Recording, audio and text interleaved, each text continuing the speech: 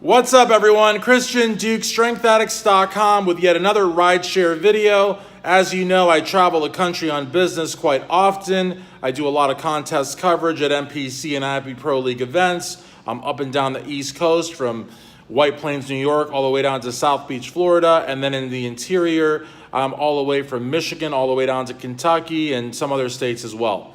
So a lot of people want to ask me about rideshare, and they want to ask me, should I text my driver? Why doesn't my driver show up faster?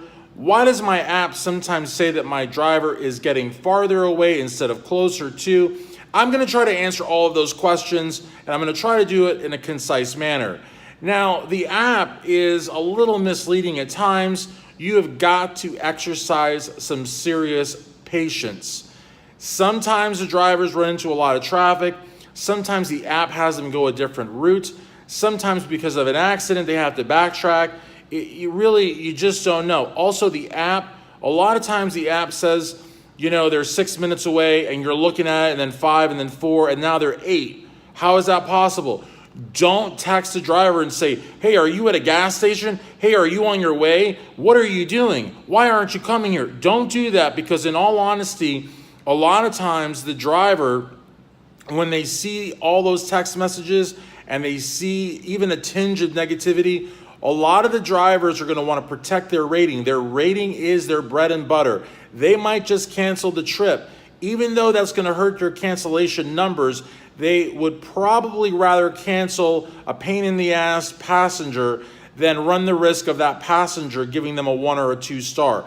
There are people in this world that you simply cannot satisfy, no matter what you do, no matter how much you bend over backwards. And understand something, folks. If there's a traffic jam, your driver cannot like levitate the car and just jump over the accident.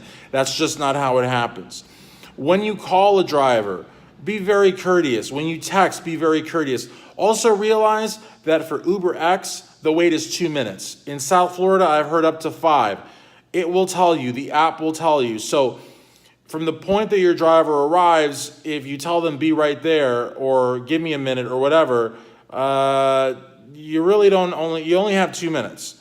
There is a wait period. The app will tell you if you exceed the wait period and the driver waits, thank goodness for that driver. Maybe think about giving that driver a tip.